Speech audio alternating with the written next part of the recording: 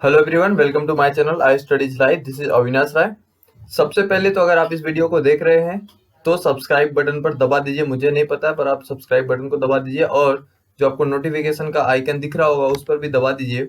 और अगर आपने मेरे इस चैप्टर के पहले के मेरे वीडियोस नहीं देखे तो प्लीज़ आप उसको पहले उस वीडियोस को देखिए, आप उसको ध्यान से देखिए। अगर आपको चीज़ें नहीं समझ में आती है तो मुझे कमेंट बॉक्स में कमेंट करिए, मैं आपको उन चीज़ों को एक्सप्लेन करूंगा।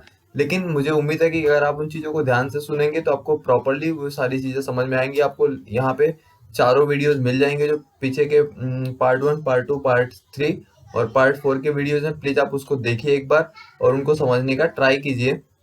आपको बहुत ही आसानी से इन सारी चीज़ों को समझ में आ जाएंगी।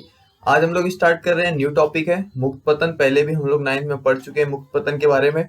9th में हमारे पास चैप्टर में मुक्त पतन के बारे में हम लोगों ने वहाँ पे सारे समीकरण निकाले थे कि किस तरह से पिंड को अगर किसी ऊंचाई पर एच ऊंचाई पर ले जा करके पिंड को गिराया जाता है। बस खाली देखो, मुक्त पतन होने के लिए निर्वात होना बहुत ही आवश्यक है। सबसे सबसे इम्पोर्टेंट चीज है कि मुक्त पतन कब हो सकता है। तो मुक्त पतन होने के लिए किसी भी तरह की हवा की भी उपस्थिति नहीं होनी चाहिए या कोई भी बल कार्यरत नहीं होना चाहिए। अगर कोई पिंड है जो केवल केवल गुरुत्वीय बल के प्रभाव में वो क्या कर रहा है, गतिमान हो। जब कोई पिंड क्या होता है कि केवल गुरुत्वीय गुरुत्वीय बल के प्रभाव में क्या होता है, गतिमान होता है, तो वो जो गति करता है पिंड, उस गति को क्या कहा जाता है, मुक्त पतन। और आपको पता होगा कि जो पृथ्वी होती है, पृथ्वी का जो गुरुत्वीय बल है वो सभी पिंडों पर क्या होता है, प्रयुक्त होता है। तो आज हम इसके बारे में ही डिस्कशन करने वाले हैं कि किस तरह से मुक्त पतन हमारे इस चैप्टर में किस तरह से मुक्त पतन कार्यरत होता है। और स्थितिज ऊर्जा, जो हम लोगों ने 9th में भी स्थितिज ऊर्जा पढ़ा है, तो यहाँ पे जो हम लोग पढ़ेंगे वो गुरुत्वीय स्थितिज ऊर्जा के बारे में पढ़ेंगे। तो सबसे पहले आपको मैं बता दूं कि जो पृथ्वी है, पृथ्वी का जो गुरुत्वीय बल है वो सभी पिंडों पे, जो जितने भी पिंड हैं ब्रह्मांड में या यहाँ पे पृथ्वी के आसपास में जितने भी पिंड हैं, सभी पिंडों पर क्या होता है, कार्यरत होता है। और मुक्त पतन की परिभाषा अगर आपको कोई पूछेगा तो आपको इस तरह से बोलना है कि जब कोई पिंड केवल गुरुत्वीय बल के प्रभाव के साथ गतिमान हो तो उस गति को क्या कहा जाता है, मुक्त पतन कहा जाता है। ठीक है। तो आपको एक बात जान लेना चाहिए कि जो हमारा मुक्त पतन होता है, किसी भी पिंड का मुक्त पतन कब होगा, जब वहां पे निर्वात होगा। निर्वात मतलब वहां पे हवा की भी उपस्थिति नहीं होनी चाहिए। किसी भी तरह का ऊर्ध्वगामी बल उस पिंड के ऊपर कार्यरत नहीं होना चाहिए। ऊर्ध्वगामी ऊर्ध्वगामी मतलब जो विपरीत दिशा में लगे या पिंड को जो रोकने का कार्य करे। जैसे हम लोग बोल सकते हैं कि घर्षण बल ना हो, हवा किसी भी तरह से हवा नहीं उपस्थित हो। अगर हवा उपस्थित होगी, हवा की उपस्थिति में कोई पिंड गिरेगा तो उस पर क्या होगा, आपका बल लगेगा। अगर इस तरह से अगर बल लगता है तो वहां मुक्त पतन नहीं माना जाता है। केवल और केवल बस खाली गुरुत्वीय बल के प्रभाव में अगर कोई पिंड क्या हो, गतिमान हो, तो उस गति को क्या कहा जाता है, मुक्त पतन कहा जाता है। तो सबसे पहले मैं आपको बता दूं कि मुक्त पतन अगर हो रहा है तो मैं अब आपने बहुत सारे एग्जांपल देखे होंगे। अगर आप किसी बॉल को ऊपर की तरफ उछालते हैं तो वो गेंद कुछ कुछ ऊंचाई पर जाने के बाद क्या हो जाती है, रुक जाती है। तो हम लोग क्या करते हैं, जितनी जितनी ही शुरुआत में हम लोग जितना प्रारंभिक वेग लगा करके उस बॉल को फेंकेंगे, वो बॉल जाने के बाद एक ऐसी सीमा आती है, एक ऐसा स्थान आता है जहां पे वो बॉल बॉल क्या हो जाती है, आपकी रुक जाती है। और उस समय पे उसका जो प्रारंभिक वेग होता है, उस समय पे वो जो बॉल होता है वहां पे रुकने के बाद अब देखो उसकी दिशा क्या होगी, बदलेगी। अब पहले हम लोगों ने बॉल को नीचे से ऊपर की ओर फेंका, ऊपर जाने के बाद बॉल एक जगह एक स्थान पे वो बॉल क्या होगी, रुकेगी। जब वो बॉल रुकेगी तो वहां से वापस उसको नीचे आना है। तो उस समय पे जब वो बॉल रुक जाएगी तो उसमें जो गतिमान होगा, उसमें जो बल होगा, वो जो प्रारंभिक वेग होगा, उस समय पे उसका जो वेग होगा वो क्या हो जाएगा, शून्य हो जाएगा। ठीक है। जब बॉल रुक जाएगी तो उसके उस बॉल के अंदर अंतिम, अगर हम लोग नीचे से ऊपर की ओर फेंक रहे हैं तो उसका अंतिम वेग हो गया, एकदम लास्ट में जाके बॉल क्या हो जाएगी, रुक जाएगी। जब बॉल रुक गई तो उसमें किसी भी तरह का वेग नहीं होगा।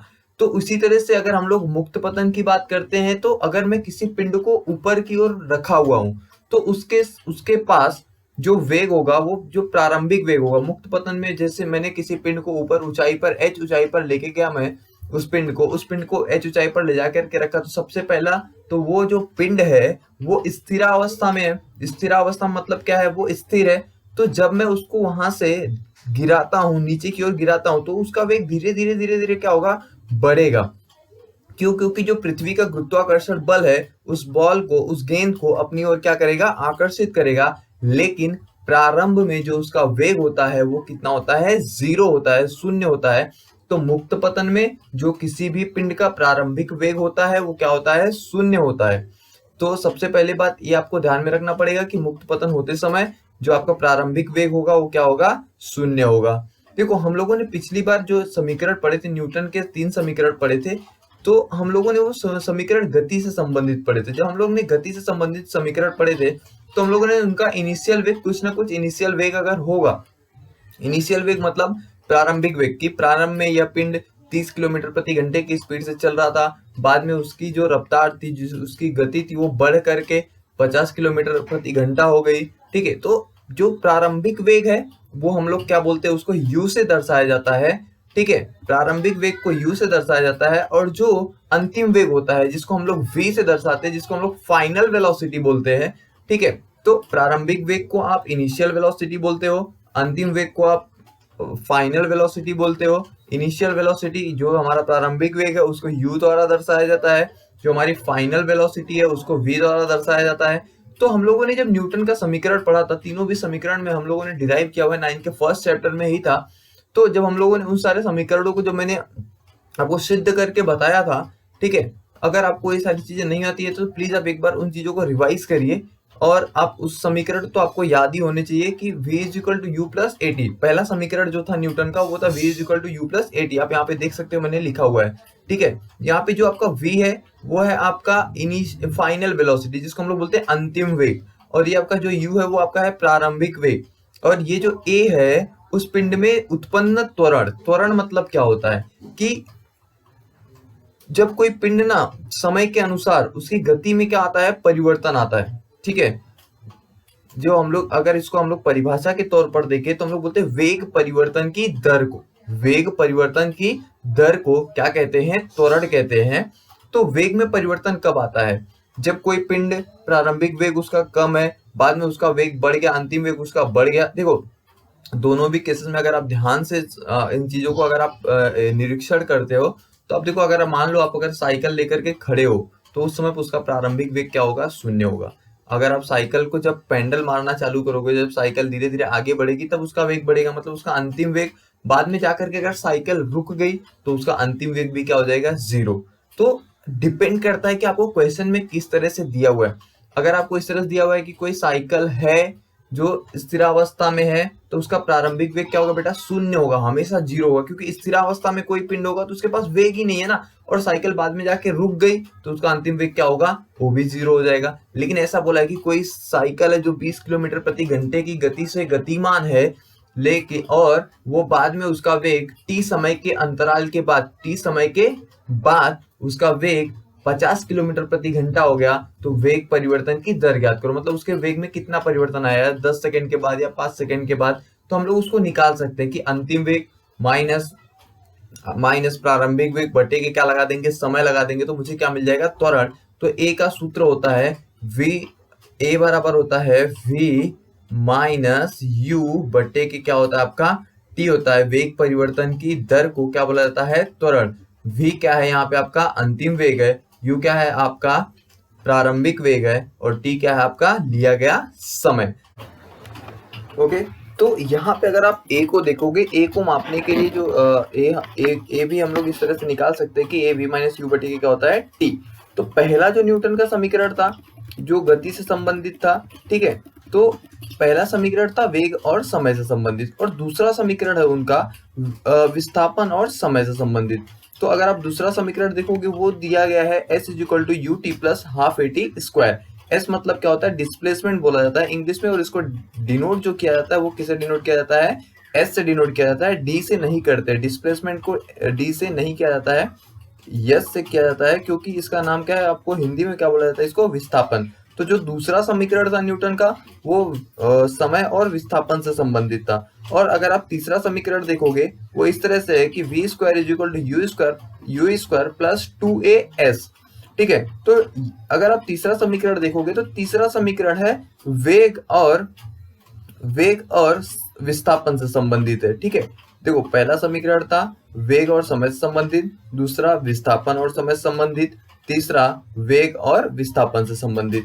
तो तीनों समीकरण आपको याद रखना है कि v is equal to u plus a t, s is equal to u t plus half a t square, v square is equal to u square plus 2a s। तो यहाँ पे देखो, यहाँ पे जो त्वरण था ना बेटा, अभी ये गति से संबंधित था। तो जो गति होती है वो क्षैतिज दिशा में होती है। क्षैतिज दिशा में मतलब क्या, इस तरह से कोई पिंड अगर गति करेगा तो सरल रेखा में गति करेगा।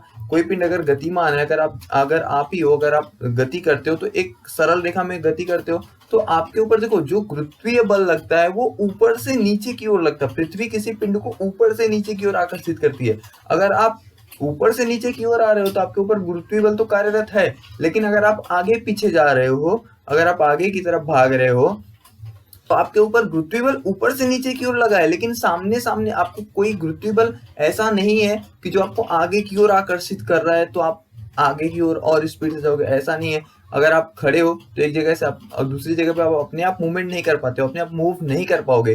क्यों?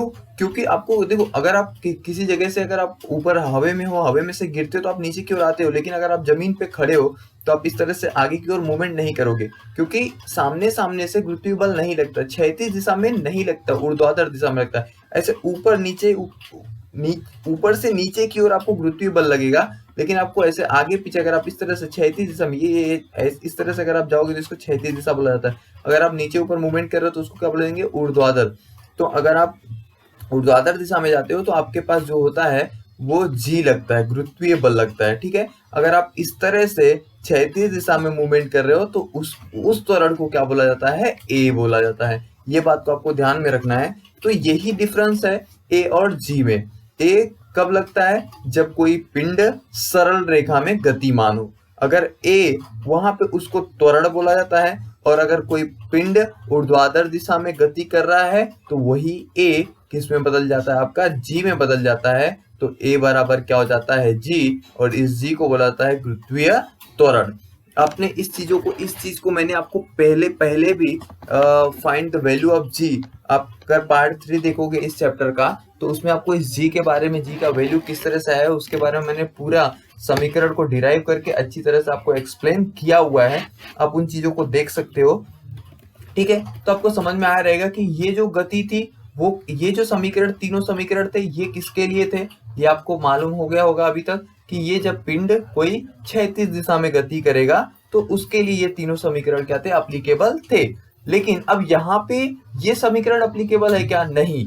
क्यों नहीं होंगे, क्योंकि यहाँ पे जो पिंड है वो तो ऊर्ध्वाधर दिशा में गति कर रहा है, वो ऊपर नीचे की दिशा में गति कर रहा है। जब ऊपर नीचे की दिशा में गति करेगा तो जहां जहां पे ए है वहां वहां पे क्या हो जाएगा, जी हो जाएगा। बाकी सारे जो मान है वो किसी भी मान में परिवर्तन आने वाला नहीं है, बस खाली क्या होगा, आपका ए का परिवर्तन किस में हो जाएगा, जी में।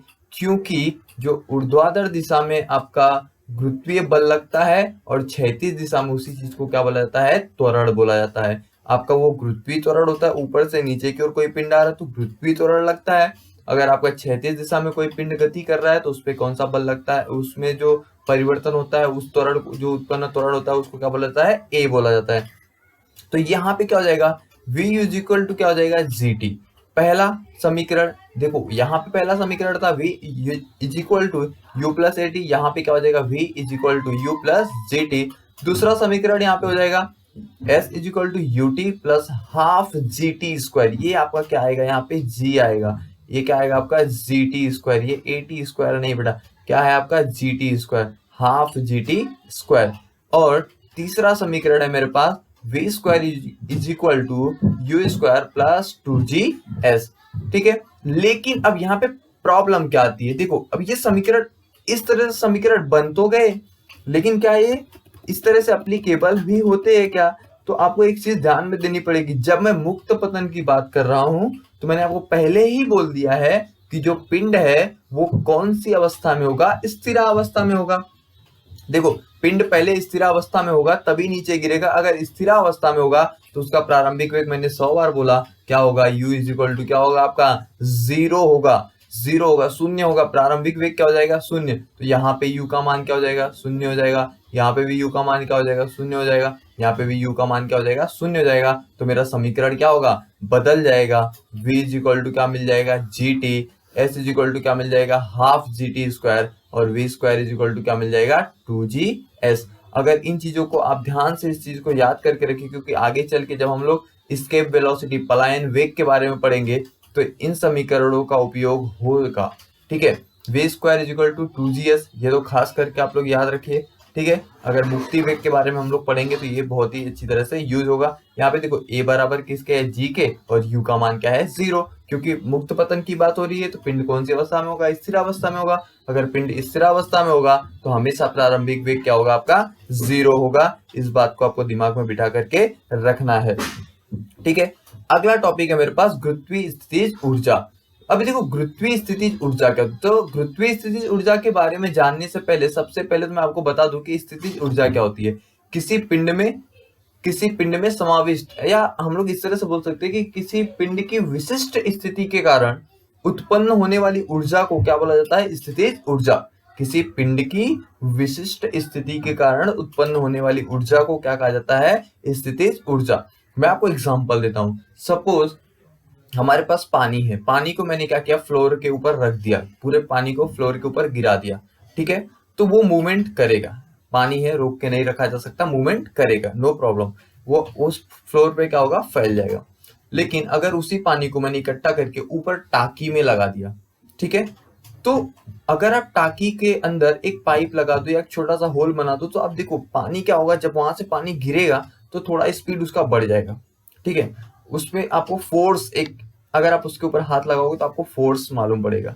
तो पानी पहले फ्लोर पे था तो उसके पास ज्यादा स्थितिज ऊर्जा, उसके पास कोई स्थितिज ऊर्जा नहीं थी क्योंकि फ्लोर पे है, नीचे है पृथ्वी पे, उसके पास स्थितिज ऊर्जा नहीं थी।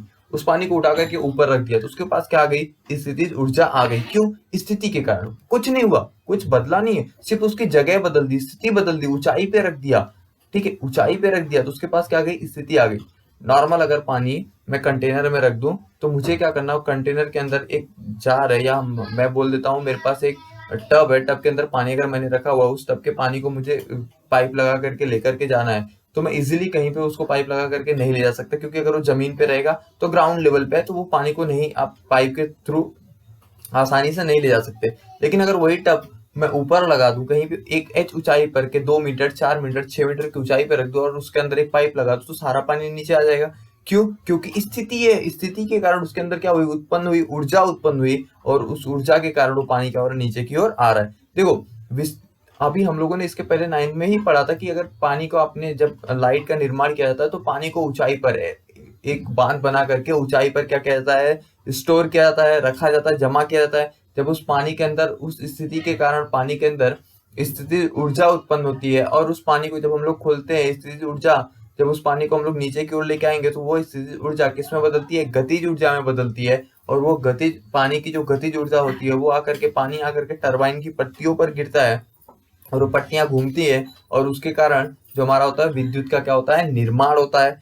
तो देखो ऊर्जा कैसा है, ऊर्जा का ना ही निर्माण किया जाता है, ना ही वो उसको नष्ट किया जा सकता है। एक प्रकार की ऊर्जा का रूपांतरण दूसरे प्रकार की ऊर्जा में किया जाता है। अगर आप देखो पेंडुलम ले लो, आप पेंडुलम को ले लो, अगर पेंडुलम आपने ध्यान से देखा होगा तो इस तरह से हमारे पास पेंडुलम होता है। ये अगर मान लो मेरे पास पेंडुलम है, ठीक है, तो मैं पेंडुलम को यहाँ पर लेकर के जाता हूँ, यहाँ पे इस प्लेस पे, यहाँ पे पहले मैं लेके गया, एक उसको स्थिति मिल गई। जब मैं उसको वहां से रिलीज कर दूंगा तो वो इस तरह से, इस पाथ में, इस रास्ते में, इस तरह से ऐसा ऐसा क्या होगा, घूमेगा। क्यों, क्योंकि मैंने क्या किया, इस पेंडुलम को यहाँ पे जब मैं लेके गया तो उसको एक विशिष्ट स्थिति प्राप्त हुई, और उस विशिष्ट स्थिति के कारण उसके अंदर क्या हुई, उत्पन्न हुई ऊर्जा, और वो क्या हो रहा है, इस तरह से क्या हो रहा है, घूम रहा है। तो स्थितिज ऊर्जा क्या होती है, किसी पिंड की स्थिति के कारण जो ऊर्जा उत्पन्न होती है, और उस ऊर्जा को क्या कहा जाता है, स्थितिज ऊर्जा। अगर, और दो चीजें हैं, अगर पिंड पृथ्वी के पृष्ठभाग पर है तो उसकी जो ऊर्जा होगी h होगा, जो ऊंचाई होगी वो पृथ्वी के पृष्ठभाग पर है तो h का मान जो होगा वो 0 होगा। उस समय उस पिंड के अंदर जो स्थिति उत्पन्न स्थिति ऊर्जा होगी वो भी क्या हो जाएगी, 0, क्योंकि स्थिति ऊर्जा का सूत्र ही होता है, सूत्र होता है इस तरह से mgh, क्या होता है, mgh। ठीक है, स्थिति ऊर्जा का सूत्र हम लोगों ने डिराइव किया हुआ है, स्थिति ऊर्जा का सूत्र होता है आपका mgh। अगर ऊंचाई उसकी 0 है, अगर पृथ्वी के पृष्ठभाग पर है, पृथ्वी के पृष्ठभाग पर h का मान कितना होगा, 0 होगा, क्योंकि पृथ्वी के पृष्ठभाग से कोई ऊंचाई नहीं है, पृष्ठभाग पर तो ऊंचाई क्या हो गई, 0। अगर ऊंचाई 0 हो गई तो वहां पे जो स्थित ऊर्जा होगी पिंड के अंदर वो भी क्या हो जाएगी, 0। और जैसे जैसे ऊंचाई बढ़ती जाएगी वैसे वैसे उस पिंड के अंदर जो स्थिति ऊर्जा है, स्थिति ऊर्जा में क्या होती जाएगी, वृद्धि होती जाएगी। तो ये बात को आपको ध्यान में बिठा के रखना है कि किसी पिंड की विशिष्ट स्थिति के कारण उत्पन्न होने वाली ऊर्जा को ऊर्जा कहा जाता है, और पृष्ठभाग से ऊंचाई बढ़ने पर उसकी स्थिति ऊर्जा क्या होती है, बढ़ती जाती है। और प्लस एक बात और याद रखना है कि अगर पिंड पृथ्वी के पृष्ठभाग पर होगा तो उसका जो h का मान होगा वो क्या होगा, 0 होगा। तो उसके अंदर उत्पन्न होने वाली जो ऊर्जा होगी या उसके अंदर जो समाविष्ट ऊर्जा होगी वो भी क्या होगी, 0 होगी। इसलिए ऊर्जा को हम लोग पोटेंशियल एनर्जी बोलते हैं, इसलिए उसको किससे दर्शाया जाता है, P से। और उसका सूत्र होता है आपका mgh। m जो है आपका पिंड का द्रव्यमान, g है जो आपका गुरुत्वीय त्वरण, और h क्या है आपका ऊंचाई। अगर मैं किसी भी पिंड को 5 मीटर की ऊंचाई पर रख दिया, उसका द्रव्यमान है 5 किलो, और g का मान तो आपको पता ही है कितना होता है, 9.8 मीटर प्रति सेकेंड स्क्वायर। तो आपको पता होना चाहिए, इस सारी चीजें लगा करके उस पिंड का स्थितिज ऊर्जा निकाला जा सकता है। तो m द्रव्यमान वाले पिंड को h ऊंचाई पर स्थित पिंड में समाविष्ट ऊर्जा कितनी होती है, mgh। तो आपको अगर 3 चीजें दी हुई है तो आप निकाल सकते हो। देखो g का मान तो आपको दिया नहीं जाएगा, आपको ये याद रखना है 9.8 मीटर प्रति सेकेंड स्क्वायर, 9.8 मीटर प्रति सेकेंड स्क्वायर। m जो पिंड को आप रखोगे, मान लो कोई पिंड है जो 2 किलो का पिंड है, उसको h ऊंचाई पर रखा है। ऊंचाई कितनी है, हम मान लेते हैं 5 मीटर। तो 2 किलो का पिंड 5 मीटर की ऊंचाई पर रख दिया है, तो 2 गुणे 5 गुणे 9.8। इस तरह से आप अगर हल करोगे तो उसके अंदर जो उत्पन्न होने वाली ऊर्जा है उसको हम लोग निकाल सकते हैं, mgh। और आपको पता होना चाहिए कि ऊर्जा की इकाई क्या होती है, ठीक है। तो आपको इस सारी चीजों को दिमाग में बिठा करके रखना है। देखो, तो ये क्या हो गया, पृथ्वी के पृष्ठभाग पर पिंड में समाविष्ट ऊर्जा कितनी होगी, वो कितनी होगी आपकी, 0 होगी। क्यों होगी, क्योंकि वहां पे ऊंचाई कितनी होगी, 0। ऊंचाई 1 भी मीटर नहीं, 0 शून्य मीटर है। तो h की जगह पे मैं 0 रख दिया, तो 0 इंटू समथिंग, कुछ भी नंबर में अगर मैं 0 से गुणा करता हूँ तो क्या आ जाता है, हमारा 0 आ जाता है। तो इस तरह से जो स्थिर ऊर्जा है उसकी किसी भी पिंड की जो स्थिर ऊर्जा होती है, उस पिंड के अंदर अगर वो पिंड पृथ्वी के पृष्ठभाग पर स्थित है तो उसकी स्थिर ऊर्जा कितनी आएगी आपकी, 0 आएगी। इस बात को आपको ध्यान में रखना है। तो आपको समझ में आ गया रहेगा कि स्थिर ऊर्जा क्या होती है, किसी भी पिंड में किसी भी पिंड की स्थिति के कारण उत्पन्न होने वाली ऊर्जा को स्थिर ऊर्जा कहते हैं। और दूसरा पॉइंट, जैसे जैसे ऊंचाई बढ़ती जाती है, अगर पृष्ठभाग से ऊंचाई बढ़ेगी तो स्थिर ऊर्जा भी क्या होगी, उस पिंड की बढ़ेगी, ठीक है। और अगर पृथ्वी के पृष्ठभाग पर वो पिंड है तो वो क्या हो जाएगा, उसकी ऊर्जा क्या हो जाएगी, शून्य होगी। लेकिन अब आता है ट्विस्ट। देखो, इतनी सारी चीज आपको समझ में आए कि ऊंचाई बढ़ेगी तो उसकी स्थिर ऊर्जा बढ़ेगी, लेकिन अब प्रॉब्लम क्या आता है, सुनो ध्यान से सुनना, इस चीज को, बहुत ही इंपॉर्टेंट चीज है, ठीक है। देखो, तो अब हम लोगों ने क्या देखा है कि अगर आपको पता होना चाहिए, अगर आपने इस चीज को, अगर आपको नहीं पता तो मेरा पिछले वीडियोस देखिए प्लीज आप, मैंने उसमें सारी चीजों को डिस्क्रिप्शन अच्छी तरह से दिया हुआ है। तो अभी देखो, ये स्थिर ऊर्जा, तो गुरुत्वीय स्थिर ऊर्जा किस तरह से होती है, तो मुझे पता है कि पृथ्वी के पृष्ठभाग पर स्थिर ऊर्जा कितनी होती है, शून्य होती है। अब देखो, जो पृथ्वी की त्रिज्या है वो है लगभग 6400 किलोमीटर, 6400 किलोमीटर, 6400 किलोमीटर के आसपास है, ठीक है। किसकी त्रिज्या, पृथ्वी की त्रिज्या, जिसको हम लोग r से दर्शाते हैं। मतलब पृथ्वी के केंद्र और जो पृष्ठभाग के बीच की दूरी है वो 6400 किलोमीटर के आसपास है, ठीक है। तो ये चीज आपको पता होना चाहिए। अब पिंड पृथ्वी के पृष्ठभाग पर है तो मैंने उसको 8 किलोमीटर की ऊंचाई पर सपोज लेकर के गया, तो जी के मान में देखो, आपको ये भी पता होना चाहिए कि जैसे जैसे हम लोग पृथ्वी के पृष्ठभाग से दूर जाते हैं वैसे वैसे जी का मान क्या होता जाता है, कम होता जाता है। और एक ऐसी सीमा आती है कि जी का मान क्या हो जाता है, शून्य हो जाता है। तो जी का मान कैसे कम होता है, देखो अगर आप माउंट एवरेस्ट पे देखोगे तो 8.8 किलोमीटर की ऊंचाई पर माउंट एवरेस्ट है आपका, ठीक है।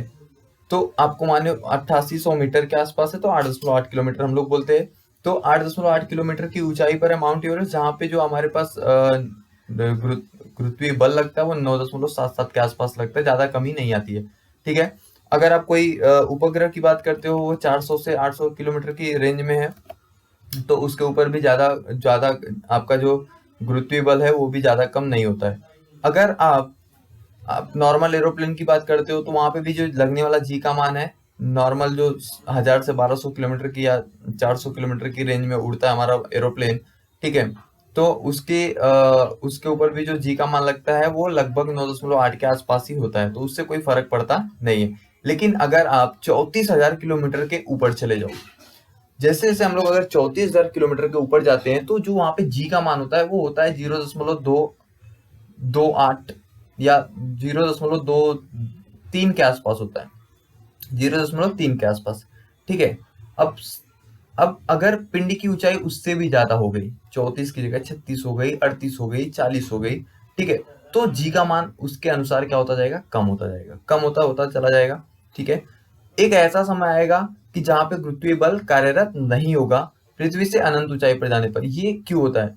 क्योंकि जो पृथ्वी, देखो, जब तक पृथ्वी के रेडियस, देखो पृथ्वी का रेडियस जो त्रिज्या है वो बहुत बड़ा है, 6400 किलोमीटर है, ठीक है।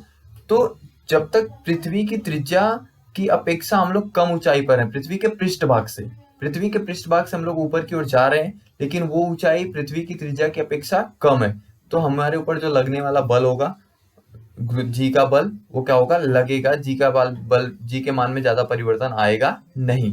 लेकिन जैसे जैसे ऊंचाई हमारी बढ़ती जाएगी, पृथ्वी के पृष्ठभाग से ऊंचाई बढ़ती जाएगी, वैसे वैसे जी का मान क्या होता जाएगा, कम होता जाएगा, और एक ऐसा समय आएगा जहां पे जी का मान क्या हो जाएगा, शून्य हो जाएगा। लेकिन जहां पे जी का मान शून्य होता है, अगर उसके पहले हम लोग आएंगे, तो जी का मान क्या माना जाता है, ऋणात्मक माना जाता है। क्या माना जाता है, ऋणात्मक। और उस दूरी पर वो जो जी का मान होगा वो क्या होगा, ऋणात्मक होगा। इसलिए जो गुरुत्वीय स्थितिज ऊर्जा होती है उसको भी क्या माना जाता है, ऋणात्मक मानी जाती है, और जिसको हम लोग दर्शाते हैं -gmm/r+h। ये जो r है वो है पृथ्वी की त्रिज्या, और जो h है वो पृष्ठभाग से ऊंचाई, कि पिंड कितनी ऊंचाई पर है। तो आपको पता होना चाहिए, जो भी केंद्र की ओर आकर्षित करती है पृथ्वी किसी भी पिंड को, तो यहाँ पे r का मान लिया हुआ है, r प्लस क्या हो जाएगा, h। यहाँ पे g तो आपको पता है ग्रेविटेशनल कांस्टेंट है, जिसका मान होता है आपका 6.67 इंटू 10⁻11 न्यूटन मीटर स्क्वायर पर केजी स्क्वायर। m क्या है, पृथ्वी का भार, और ये जो स्मॉल m है वो है पिंड का भार, ठीक है। कैपिटल M पृथ्वी का भार, और जो स्मॉल m है वो क्या है, आपका पिंड का भार। तो ये सारी चीजें आपको पता होनी चाहिए। तो ठीक है, तो आई होप सो आपको चीजें समझ में आई रहेंगी। ये सारी चीजें कब क्यों ये ऋणात्मक लिया जाता है, देखो स्थितिज ऊर्जा को ऋणात्मक क्यों माना जाता है, सबसे इंपॉर्टेंट चीज है, आप ध्यान से समझने की कोशिश करो। सिंपल सा है कि एक हमारी जो पृथ्वी है, पृथ्वी की रेडियस है 6400 किलोमीटर, कुछ तो रेडियस है, ठीक है। आप मान लो कि 10 है, सपोज 6400 किलोमीटर है, ठीक है। तो पृथ्वी के पृष्ठभाग से और केंद्र के बीच की दूरी है 6400 किलोमीटर। अब पृथ्वी के पृष्ठभाग पर कोई पिंड है, उसको थोड़े ऊंचाई पर लेके गया, 10 किलोमीटर की ऊंचाई पर लेके गया, तो जी के मान में परिवर्तन नहीं आएगा। और ऊंचाई पर लेके गया तो जी के मान में हल्का फुल्का परिवर्तन आएगा। धीरे धीरे जैसे जैसे हम लोग ऊंचाई बढ़ाते जाएंगे, वैसे वैसे जी के मान में क्या होता जाएगा, परिवर्तन आता जाएगा, और एक ऐसा समय आएगा कि जहाँ पे जी का मान क्या हो जाएगा, शून्य हो जाएगा। लेकिन जहाँ पे जी का मान शून्य होगा, उसके पहले का अगर हम लोग मान लेंगे, तो वहां पे जो मान आएगा जी का वो ऋणात्मक आएगा, ठीक है। वो जो मान आएगा वो क्या आएगा, ऋणात्मक आएगा। इसके वजह से जो पृथ्वी की ऊर्जा है उसको भी क्या माना जाता है, ऋणात्मक माना जाता है, जो होता है -gmm/r+h। तो आपको सूत्र याद होना चाहिए कि पृथ्वी ऊर्जा का जो सूत्र होगा, तो आपको इस सूत्र को याद रखना है, -gmm/r+h। तो इस तरह से आप होप सो आपको चीजें समझ में आ रहेंगी। मैं आपको एक चीजें एक बार और एक्सप्लेन कर देता हूँ कि h का मान पृथ्वी की त्रिज्या से अत्यंत कम होने पर g का मान क्या होता है, स्थिर होता है। जब जो को देखो, पृथ्वी की त्रिज्या से अगर अगर कम होगा h का मान मतलब क्या, पृष्ठभाग से पिंड की ऊंचाई, तो g का मान क्या होगा, स्थिर, उसके मान में ज्यादा बदलाव नहीं आएगा।